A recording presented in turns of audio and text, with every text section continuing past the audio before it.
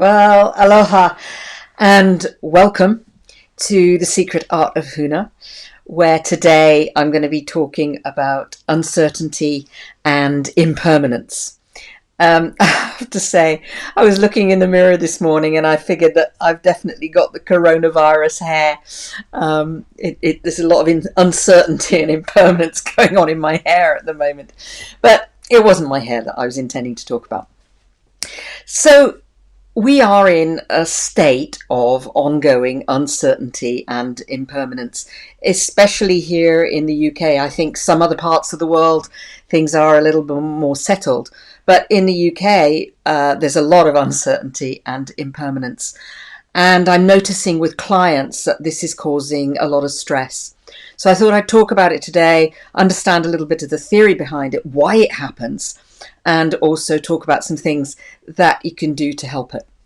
So let's talk first about why this happens. We all know about stress. We all know about the fight or flight response. We all know that when we feel threatened, our bodies go into this survival response, which is called fight or flight. And fight or flight, it's to gear you up so that you either attack the saber-toothed tiger or run away from it, or possibly freeze, which is the third option, which is not so much talked about. But it gives you the energy to do what you need to do in order to survive your saber-toothed tiger or the predatory animal of your choice. Now, in this fight or flight, let's get our muscles going so we can fight or flight, we don't really need a lot of brain. We don't really need a lot of complex decision making because really there are only two choices. Do I fight it or do I run away? So our brains are very hungry in terms of energy. And what the body does in full-on fight or flight is it starts to close down the thinking, decision-making part of the brain because it's not needed and the energy is better used in the muscles to actually run away or fight. So that's what the fight or flight process does. Now, what maybe we aren't as aware of is that in life in general, there's a whole range of needs that we have as humans that when we end up in a fight or flight situation are not satisfied and we can start to become very uncomfortable. The model I like best is one put forward by a guy called David Rock. David Rock, he set up a very successful coach training business and then went on to develop a leadership institute based around neuroscience. And David Rock talks about the SCARF model, and I'll talk about that model in a minute. But it's a really useful way of thinking about those social and non-physical reactions we have to certain types of threat. As humans, we have two fundamental motivations. We're wired to move towards pleasure and away from pain. They are the most fundamental human motivation. If it looks like it's going to be pleasurable, we'll move towards it. If it looks like it's going to be painful, we'll try and move away from it. And for most people, the away from pain, if push comes to shove and I can go towards pleasure or I can move away from pain. Away from pain, for most of us, has a stronger pull. So what the SCARF model describes is, as I say, these non-physical needs that we have. They're social needs, if you like. So SCARF, the S stands for status. We all need to feel a certain status, a certain place in the world. If you think about it in terms of survival, if you're the runt of the litter, you're low in status and you're last at getting your hands on the food. If you're low in status in the tribe or the pack, then you will be the last to get that which is going to keep you alive.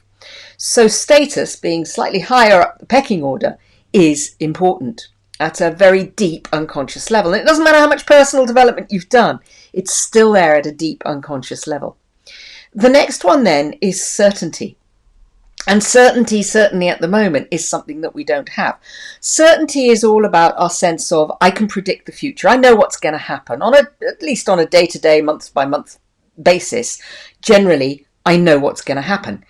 Now, that's not necessarily true in today's environment. Our certainty has almost been ripped away from us.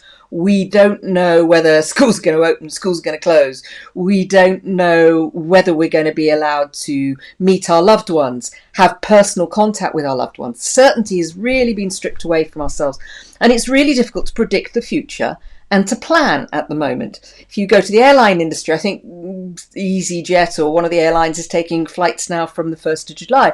But you still can't plan because you still don't exactly know what you're going to be allowed to do, what you're going to be able to do. The A in SCARF is autonomy. So autonomy is that sense of control. They did a lot of research a long time ago with the British Civil Service, and they discovered that among British civil servants who don't feel they have real autonomy and control in their jobs, certain stress hormones were much higher. When we don't have control, when we don't feel in control, we feel stressed. And, of course, the whole thing of closing down the brain starts to happen. Then there's relatedness. Relating to other people, feeling that we're in relation to other people. To that sense of, yeah, Zoom's all very well and good. I can have a kind of a relationship with you, but I can't have that face-to-face, that sensing you relationship that most humans need. And the last one, the F in SCARF, is fairness. We like to feel we're being treated fairly. And I think for a lot of people in this corona situation, they don't necessarily feel that they're being treated fairly for a whole raft of reasons. But for a lot of people, it doesn't feel like there's much fairness. So the current situation is challenging us on pretty much all of these levels. Maybe not so much the status, but certainly the certainty, certainly the autonomy, certainly the relatedness, and certainly the sense of fairness, at least for some people. So, inevitably, we're finding it more difficult to make decisions. We're finding it generally more stressful.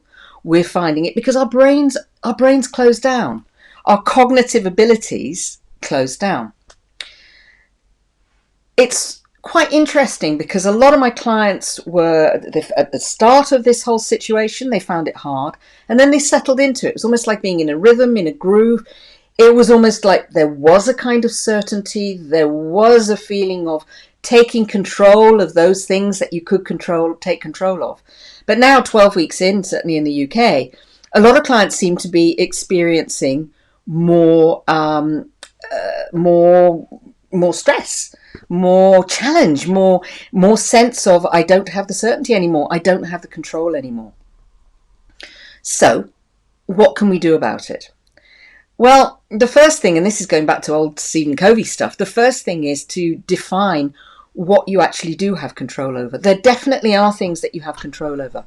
So getting clear about them and being clear about what they are, then that's important. And it's amazing, sometimes you don't have control about when the door opens. So identifying what you have control over and getting that kind of a clarity. Hi Yvonne, hi Nicola, loving the scarf. Yes, it's a great model, it's a really good model.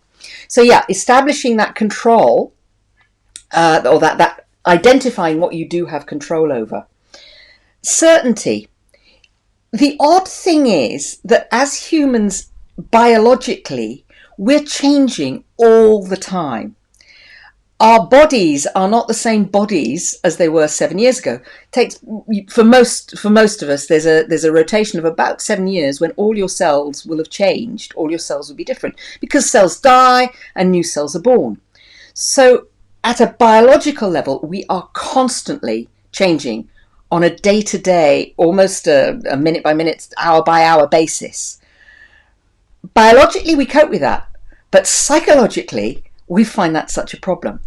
So there is something about allowing yourself to become aware that uncertainty is troubling, that as a human being, you probably don't want a lot of uncertainty, you want certainty. So having that awareness and starting to allow yourself to be in a space of uncertainty. Because here's the thing about uncertainty. It does bring possibility. It does bring opportunity. When we close ourselves down and we go, oh, it's too challenging, it's too difficult, we lose the opportunity to make the most of the possibilities, to even notice the possibilities. Breathing. I teach Huna, I teach Ha breathing, but whether you use Ha breathing or some other technique, finding ways to soothe your system. I talk a lot about soothing the system, and it's so important for us. Just how can you soothe the system when you're in that state of uncertainty, when you're finding it really stressful because you can't predict the future, because you don't feel in control? Breathe. If mindfulness is your thing, practice mindfulness. If meditation is your thing, practice meditation. If going out in nature is your thing, go out in nature. And yeah, Pam, Pam says we continue to hold that which is, the things disappear. But yeah, we can't hold on to it. It's an illusion. We can't hold. And the tighter you want to hold, the worse it becomes. Allow yourself to let go a little. Allow yourself to ease off on the control, on the need for control. I've mentioned meditation, I've mentioned mindfulness, I've mentioned breathing, going out in nature. The other one, and it's something again that I'm teaching a lot, is using a release process. Huna has some great release processes, releasing anger, sadness, fear, guilt, and so forth. It doesn't have to be Huna, but how can you release the emotions that build up with the stress and the uncertainty and all the things that are going on? How can you release those emotions so that you're keeping your system refreshed and soothed? Because one thing I do know is that when we hold on to this stuff, it becomes a trap. When we release it, it's like, oh, okay, and now I can move on to the next thing.